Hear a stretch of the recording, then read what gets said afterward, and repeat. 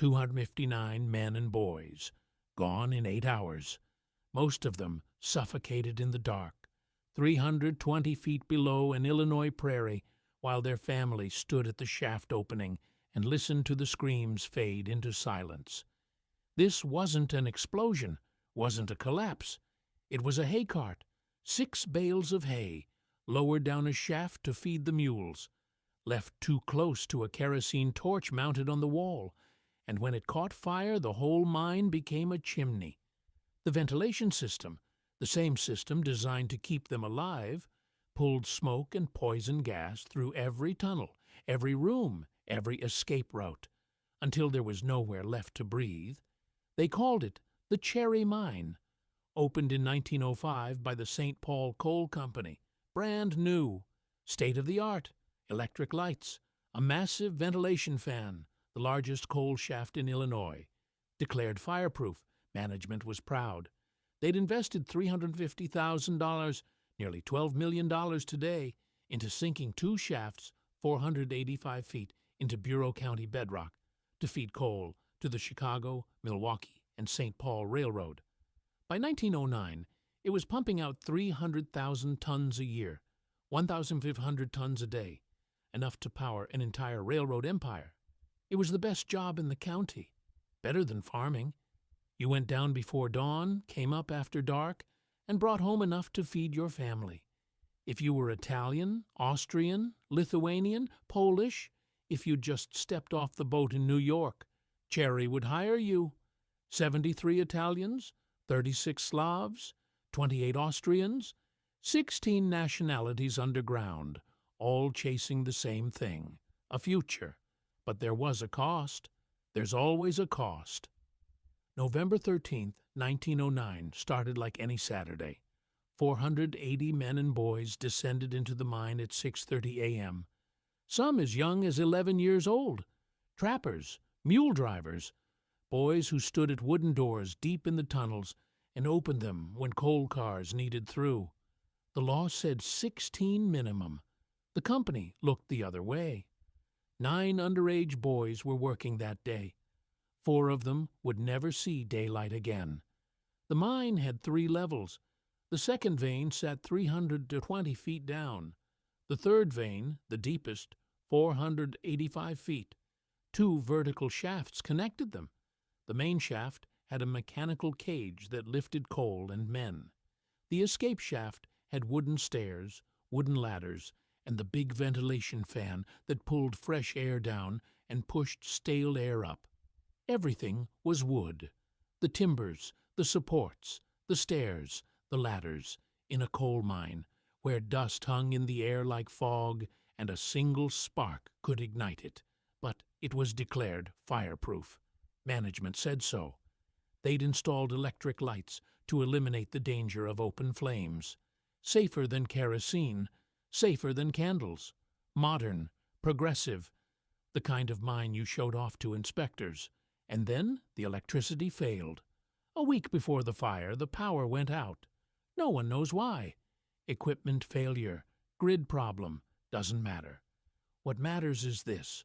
For a week, 480 men worked in the dark with kerosene torches and lanterns mounted on the walls. Open flames, in a coal mine, in tunnels lined with dry timber, with hay bales being lowered down daily to feed 60 mules stabled underground. On November 13th, just after noon, a work crew lowered 6 bales of hay down the main shaft. Destination? The mule stables on the second level. The hay cart rolled through the tunnel. Somewhere between the main shaft and the escape shaft, it passed too close to one of those wall-mounted kerosene torches. Oil dripped, hay ignited, and no one noticed for 45 minutes. By the time someone saw the smoke, the fire had already spread to the timber supports. The hay cart was fully engulfed. Flames were climbing the wooden beams that held up the entire second level. And instead of sounding the evacuation alarm immediately, the foreman made a decision. Try to put it out. Standard practice. Small fires happened. You dealt with them. You didn't shut down production and lose a day's output over a little smoke. So miners grabbed shovels, tried to smother it with dirt, tried to push the burning cart into a water-filled sump. It didn't work. The fire was already in the timbers, in the supports, in the coal dust that coated every surface. And then someone had an idea. Reverse the fan, blow the fire out. The big ventilation fan in the escape shaft ran constantly, pulling 140,000 cubic feet of air per minute through the mine. Fresh air down, stale air up. It was the mine's lungs, and someone thought, if we reverse it, we can blow the flames and smoke back up the shaft and out. They reversed the fan. The fan house exploded. The reversed airflow sucked oxygen directly into the fire, turning it from a blaze into an inferno. Flames shot up the escape shaft, igniting the wooden stairs, the wooden ladders, the timbers, everything. The secondary exit, the one route out for 200 men working the deepest level, was now a vertical furnace. And the ventilation system, still running, still pulling air, was now pulling smoke and carbon dioxide and nitrogen, black damp they called it, through every tunnel in the mine. The men on the second level ran for the main shaft. Some made it to the cage. 6 at a time they rode up, gasping, coughing, collapsing at the top. Some climbed the burning escape shaft anyway, hands blistering on hot metal railings, lungs filling with smoke. Some made it, most didn't. The men on the third level, 485 feet down, had one way out. Climb 165 feet up a ladder to the second level, then take the cage. But the ladder shaft was filling with smoke. The black damp was rolling down like a fog, and there were 200 men trying to climb at once. By 1:30 p.m., the mine superintendent, John Bundy, sounded the disaster whistle. Every head in Cherry turned. Mothers dropped laundry. Children ran from schoolyards. Farmers left their fields. They all ran to the mine yard, and what they saw was hell. Black smoke pouring from both shafts, flames shooting 50 feet into the air, and men stumbling off the cage, blackened, gasping, some of them on fire. And the cage kept going down, because there were men still trapped. And some of the men who'd just escaped, men who'd just crawled out of that smoke, turned around and went back in. 12 of them, led by John Bundy, the mine manager, Alexander Norberg, his assistant, John Flood, a local clothier who didn't even work at the mine, Dominic Formento, a grocer, Isaac Lewis, a liveryman, men who had no obligation to go back down, and 8 miners who did it anyway. They made 6 trips, rode the cage down into the smoke, found men collapsed in the tunnels, dragged them to the shaft, loaded them on, sent them up. Each time they came back, they were weaker, blacker, coughing blood, and each time they went back down. On the 7th trip, the signals got confused. The cage operator at the surface couldn't hear the bell clearly through the roar of the fire. He didn't know if they were signaling to come up or to wait. He waited, and while he waited, the 12 rescuers and the men they were trying to save burned to death in the cage. By 3 p.m., it was over. No one else was coming up alive. The shafts were fully engulfed. The fan house was gone. Fire was spreading through the entire second level. Officials made the call, sealed the mine, cut off the oxygen, smother the fire. They dumped sand down the shafts, threw planks over the openings, sealed it like a tomb. And if there were men still alive down there, and there were, they were now entombed with a fire that wouldn't die, and air that was turning to poison. 200 men escaped that day. 259 didn't, and for 8 days the families of Cherry stood at that sealed shaft and waited for the smoke to clear, waited for the rescue crews, waited for the miracle that couldn't possibly come. But it did come. for 21 men. Against every law of nature and reason, 21 men stayed alive in that tomb for 8 days. And when they finally emerged, they told a story that shouldn't have been possible. But we're not there yet, because before we understand how anyone survived, you need to understand what they were surviving in.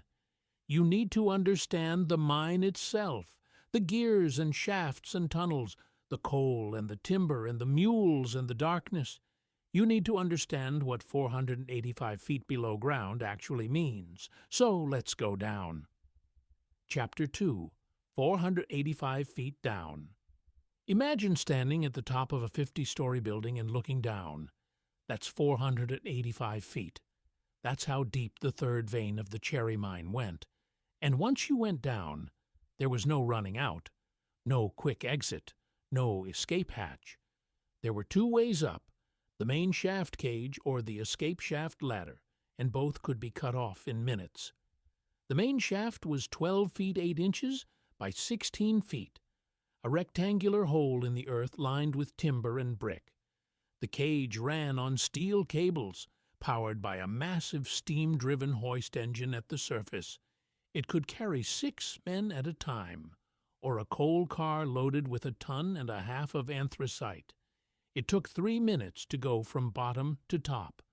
3 minutes hanging in a steel box in the dark, hoping the cable didn't snap, hoping the hoist operator didn't lose his grip, hoping nothing went wrong. The escape shaft was smaller, 12 feet 6 inches by 7 feet 10 inches, and it had wooden stairs and iron ladders bolted to the walls. If the cage failed, you climbed 485 feet of ladder rungs in the dark, with your lungs already burning from coal dust. It took 20 minutes if you were young and strong, longer if you weren't, and if something went wrong, if there was smoke or gas or fire, that shaft became a chimney. At the bottom of the main shaft was the tipple room. Coal cars came in from the tunnels, got dumped onto a screening system, sorted by size, loaded into cages, sent up, lit by kerosene torches or the miners' own carbide lamps, little brass lanterns that burned acetylene gas and gave off a weak, flickering light. From the tipple room, tunnels branched out like veins. Room and pillar mining on the second level, carve out rooms, leave coal pillars to hold the roof. The third level used long wall mining, cut the entire seam, let the roof collapse behind you. Dangerous, efficient, brutal. The tunnels were 6 feet high. If you were tall, you walked bent over. The roof was held up by wooden props, timber beams wedged between floor and ceiling. If the weight shifted, the props groaned. Sometimes they snapped. Sometimes the roof came down. You learned to listen for the groan. The air underground was thick. Coal dust hung in it like smoke. Every breath coated your lungs. Black lung, pneumoconiosis. It killed you slow. 30 years in the mines, you coughed black. 40 years, you couldn't breathe. But suffocation wasn't slow. Not if the ventilation failed. Not if fire broke out. The ventilation system was simple. One shaft pulled air down, the other pushed it up. A massive fan at the surface, 85 feet tall, powered by steam, moved 140,000 cubic feet of air per minute through the mine. Fresh air flowed down the escape shaft, through the tunnels, and up the main shaft. It cleared the coal dust. It cleared the methane. It cleared the carbon monoxide that seeped out of the coal seams. Without it, you had minutes, and everything, every tunnel, every shaft, every support beam was built to channel that air, which meant when the fire started, the mine itself became a flue. The ventilation system pulled the smoke and heat through every passage. The wooden supports acted as kindling. The coal dust in the air acted as accelerant, and 480 men were scattered across 3 levels, half a mile of tunnels, with no way to know what was burning or where. This is what made the Cherry Mine a death trap, not the fire itself. The mine's own lungs killed them. Now add this: 60 to 70 mules stabled underground. Mules that pulled the coal cars through the tunnels because the rails didn't extend everywhere, and machinery couldn't navigate the turns. Mules that needed hay, 6 bales a day, lowered down the main shaft in a cart, rolled through the tunnels to the stables, hay that was dry, hay that caught fire if you looked at it wrong, hay stored underground in a coal mine next to open flames. Someone looked at that system and called it safe. The mules had been down there for months, some of them for years. They were born underground. They died underground. They never saw the sun. When the fire started, they burned alive in their stalls.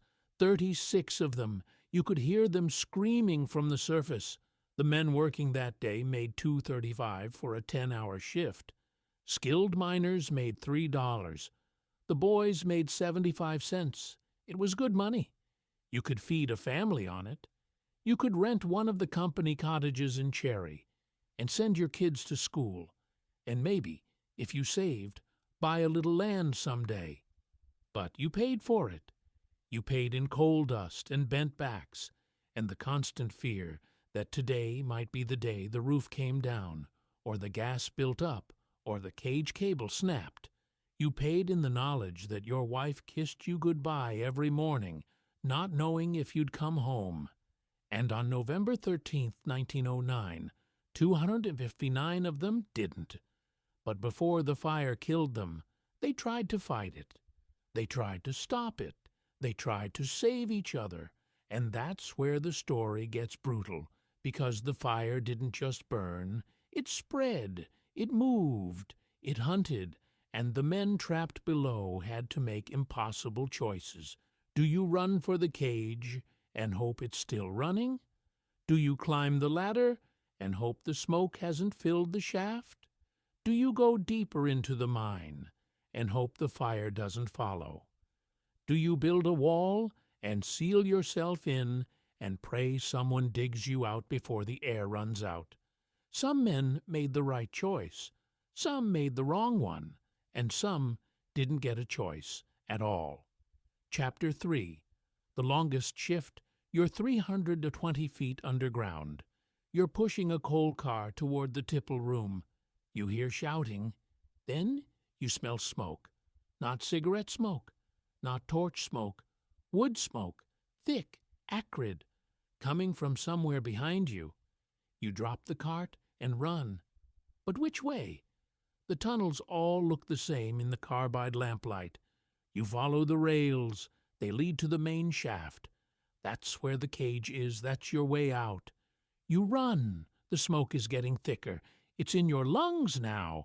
You're coughing. Your eyes are streaming. The lamp on your helmet is dimming because the smoke is eating the oxygen the carbide needs to burn. Other men are running past you, some toward the shaft, some away from it. No one knows where the fire is. No one knows which way is safe. You reach the shaft. There's a crowd. 50 men, maybe more, all trying to get on the cage. The cage holds 6. It's going up and down, but it's slow. 3 minutes per trip. The smoke is pouring up the shaft now, thick and black, because the fire is somewhere below, and the ventilation system is pulling it upward. Men are collapsing. Some are trying to climb the ladder in the escape shaft, but that shaft is worse. The fan reversal has turned it into a chimney. The wooden stairs are burning. The iron rungs are too hot to touch. You wait for the cage. You wait because there's no other way. And while you wait, men who were standing next to you a minute ago fall down and don't get up. When the cage comes, you shove your way on. 6 men. No room for more. Someone tries to climb on anyway. Someone pushes him off. The cage rises. You're in the smoke now, thick as fog. You can't see, can't breathe. Your lungs are burning, but you're going up. And then you're at the surface, and hands are pulling you off, and you're on your knees in the dirt, vomiting black sludge, and you realize you made it, but your brother didn't. He's still down there. And you watch the cage go back down, and you wait, and it comes back up, and he's not on it. And it goes down again, and again, and again, and he's never on it. By 2 p.m., the cage has made 50 trips. It's brought up 150 men. There are still 300 down there. The cage operator is exhausted. The hoist engine is overheating. The smoke is so thick at the shaft mouth that the operator can barely see the signals. And the cage keeps going down. But some of the men who came up, men who just barely survived, are going back down. John Bundy, the mine manager, 53 years old, makes trip after trip. His assistant, Alexander Norberg, goes with him. They're not pulling coal, they're pulling men, dragging them to the cage, loading them on, sending them up, then going back for more. Dominic Formento, a grocer, hears the whistle and runs to the mine. He's never been underground. He goes down anyway. John Flood, a clothier, does the same. Isaac Lewis, a liveryman, same. They go down 6 times. Each time they come back up, they're blacker, weaker, coughing harder. Each time they go back down. On the 7th trip, something goes wrong. The signals get confused. The cage operator thinks they're signaling to wait. He holds the cage at the surface. Down below, the 12 rescuers are standing at the shaft, waiting for the cage to descend. They're surrounded by smoke. The fire is closing in. They can't see. They can't breathe. And the cage isn't coming. They signal again, frantically. The bells are ringing, but the sound is muffled by the roar of the fire, the screaming of the crowd, the chaos. The operator finally lowers the cage. But by the time it reaches the 2nd level, it's too late. All 12 rescuers are dead, some burned, some suffocated, and the men they were trying to save are dead too. The crowd at the surface goes silent. Then someone screams. Then everyone is screaming. Mothers are trying to rush the shaft. Fathers are trying to go down. The state militia arrives to hold them back. By 3 p.m., no more men are coming up alive. The fire has taken the 2nd level. The escape shaft is fully engulfed.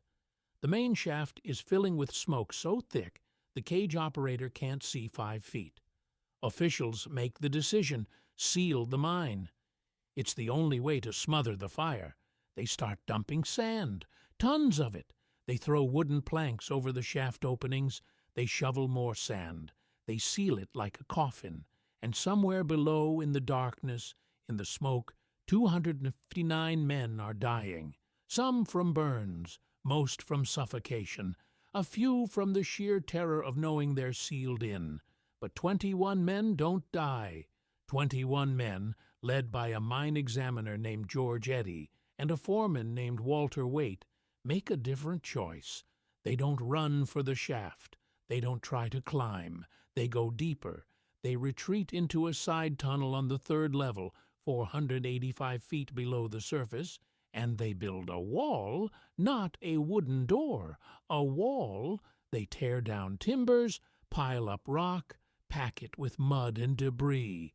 They seal themselves in, cut themselves off from the fire, from the smoke, from the black damp. They create a chamber maybe 300 feet long, with no light, no food, no way out. And they wait. They wait because they believe, hope, pray, that someone will come for them, that the fire will burn out, that rescue crews will dig down and find them. They wait because it's the only choice left. For 8 days they sit in the dark. No carbide left for the lamps, no food, no warmth. Just a pool of water leaking from a coal seam. Black, filthy water, but it's water, and it keeps them alive. They drink it, they ration it, they move deeper into the tunnel when the air near the wall gets too foul. George Eddy, 48 years old, keeps them organized, tells them when to sleep, when to stay still to conserve oxygen. Walter Waite makes 2 trips through the smoke to scout the fire, to check if there's a way out. There isn't. He comes back, and they rebuild the wall, and they wait. Some of the men write letters, farewell letters, to their wives, to their children, letters that say goodbye, that ask for forgiveness, that beg their families to remember them. One man, Daniel Hollowkak, writes to his wife and 9 children. He's a grandfather. He's 52. He came to America for a better life, and now he's sitting in the dark, writing his goodbye. The letters are written on scraps of paper with the only pencil they have. Some are in broken English. Some are in Italian, in Slavic languages, in words that their families back home will never read because the men who wrote them will never make it to the surface. But they do make it. On November 20th, a rescue team descends into the mine. The fire is mostly out. The smoke has cleared enough to breathe, barely. They're searching for bodies. They're not expecting survivors. They've been at this for a week. No one could survive a week underground without food, without light, in an atmosphere full of poison gas. They reach the 3rd level. They see the wall, and as they approach it, the wall starts to crumble. From the inside, the men trapped behind it hear the rescuers. They hear voices. They hear hope. And they tear down the wall they built, and they stumble out, and the rescue team sees them, 21 living ghosts, black from head to toe, skeletal, barely able to walk, and for a moment no one believes it. They bring them up, one by one. The crowd at the surface has been there for 8 days. Some haven't left.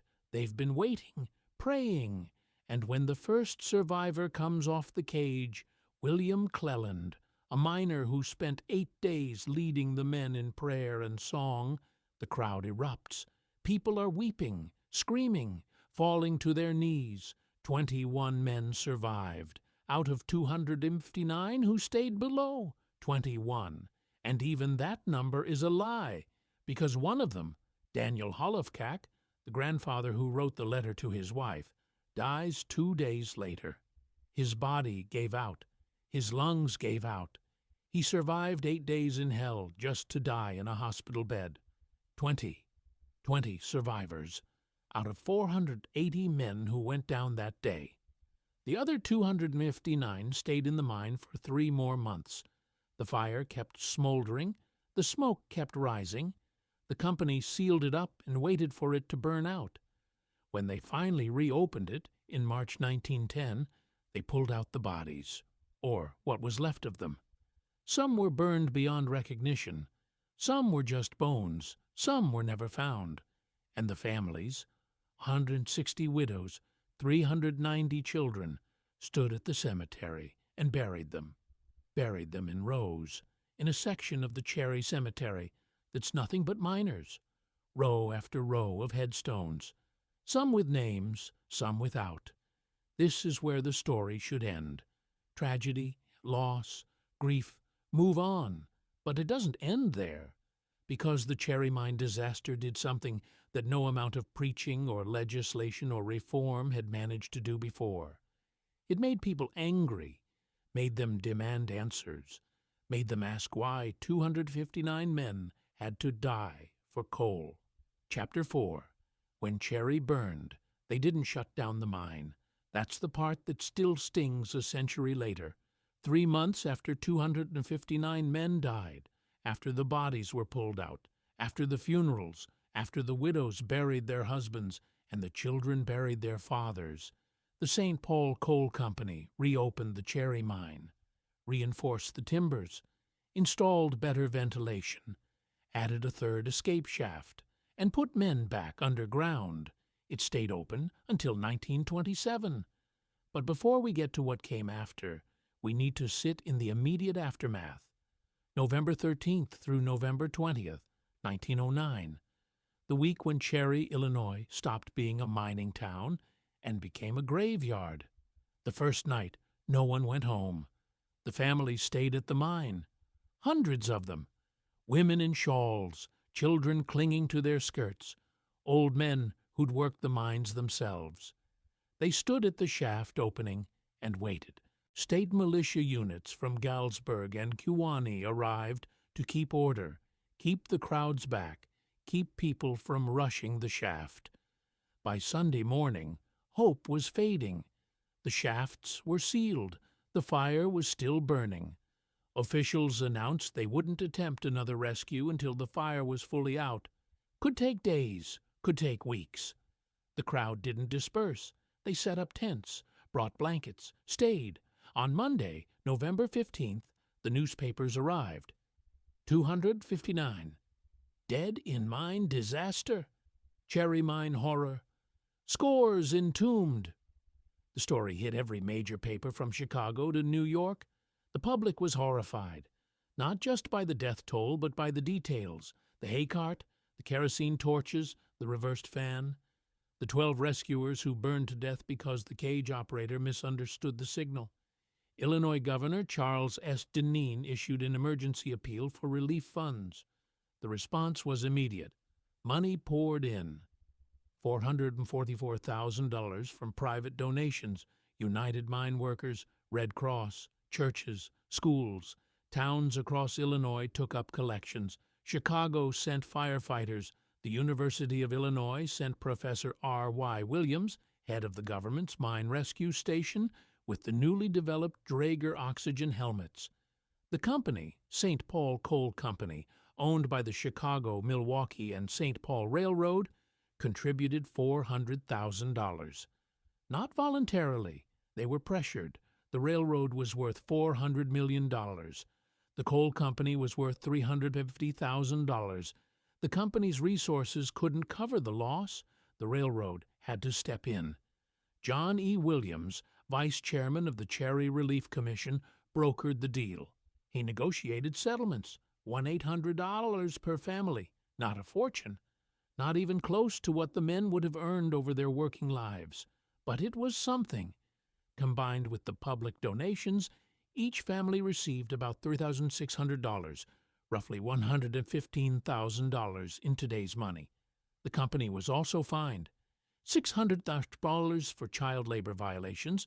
9 boys under 16 had been working illegally. 4 of them died.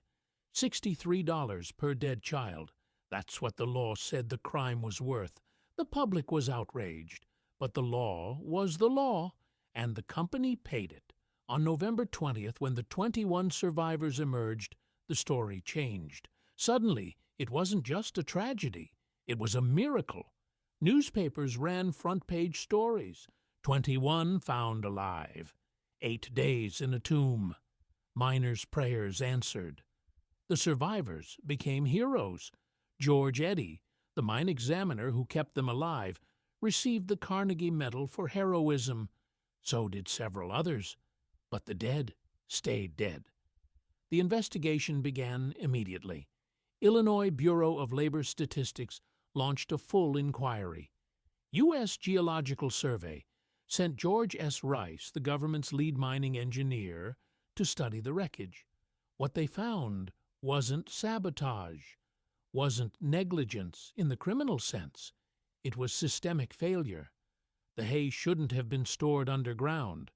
The kerosene torches shouldn't have been used as primary lighting. The ventilation system shouldn't have been reversible. There should have been fail-safes. The escape routes shouldn't have been made of wood. The mine should have had a third shaft, a fireproof shaft that wasn't part of the ventilation system. The caging system shouldn't have relied on hand signals through smoke and noise, but none of it was illegal, not at the time. Illinois had mine safety laws, but they were loose. Recommendations, not requirements. Inspections happened, but inspectors couldn't shut down a mine unless it was actively dangerous.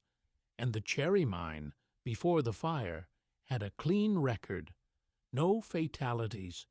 No major accidents. It was considered one of the safest mines in the state. That's what made people angry. It was safe. right up until it wasn't. And when it went wrong so fast that 259 men didn't have a chance. Rice's report was damning. He didn't blame individuals, he blamed the system. He wrote, "The mine's escape routes were the most absurd arrangements ever conceived." He called for mandatory fireproof shafts, mandatory emergency equipment, mandatory rescue training, and it did change the law, not immediately, not cleanly. But within a year, 3 things happened. In 1910, the U.S. Bureau of Mines was established. Federal oversight, federal funding for rescue stations, federal research into mine safety technology. It wasn't perfect. It didn't have enforcement power, but it was a start. In 1910, Illinois passed stronger mine safety regulations, fireproof escape shafts, emergency equipment, regular inspections. Mines could be shut down for violations. In 1911, Illinois passed the Workmen's Compensation Act, the first in the nation. If a worker died on the job, the employer paid. Period. No lawsuits, no proving negligence. The employer was liable. It wasn't fair. It wasn't enough. But it was more than workers had before. Cherry didn't just kill 259 men. It killed the idea that accidents were inevitable, that miners' deaths were the cost of progress, that widows and orphans should be left to beg. But here's the thing the history books don't tell you. The law didn't bring anyone back. The regulations didn't undo the fire. The money didn't fill the empty chairs at 160 dinner tables, and the mine kept running for 18 more years.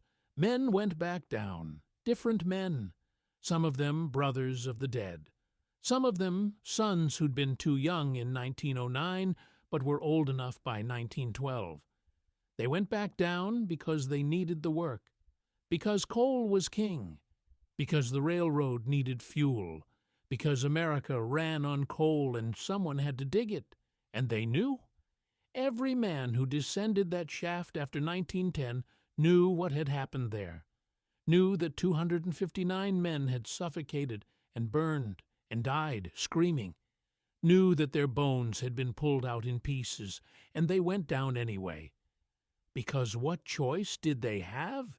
That's the real cost.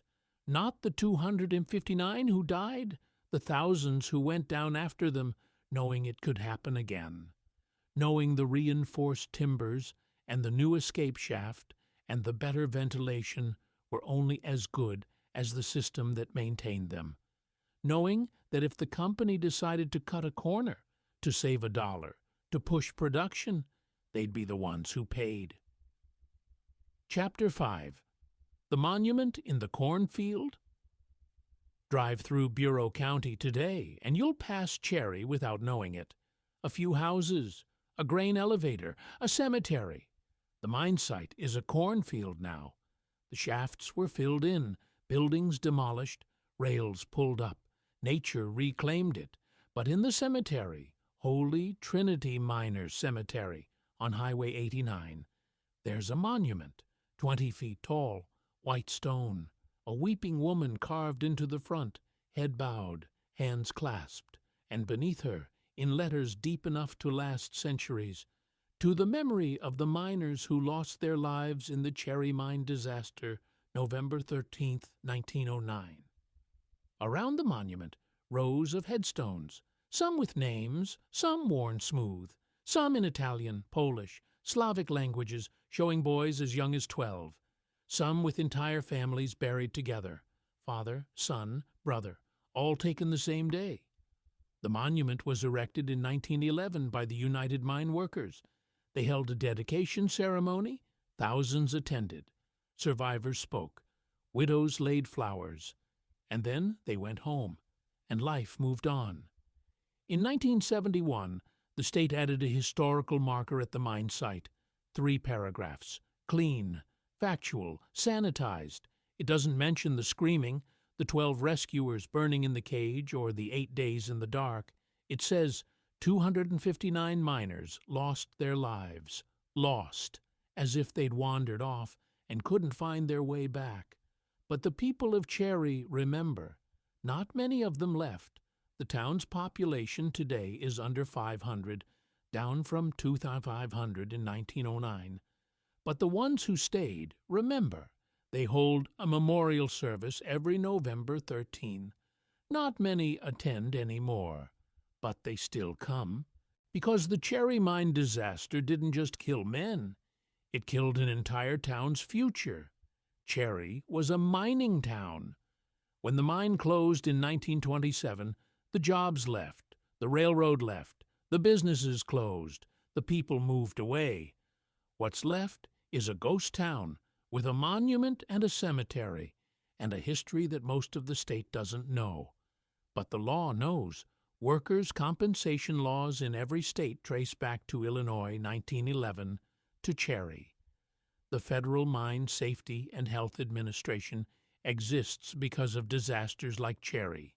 Every safety regulation, every inspection, every mandatory rescue equipment in every mine in America exists because of what happened 320 feet below an Illinois prairie. The coal is still there.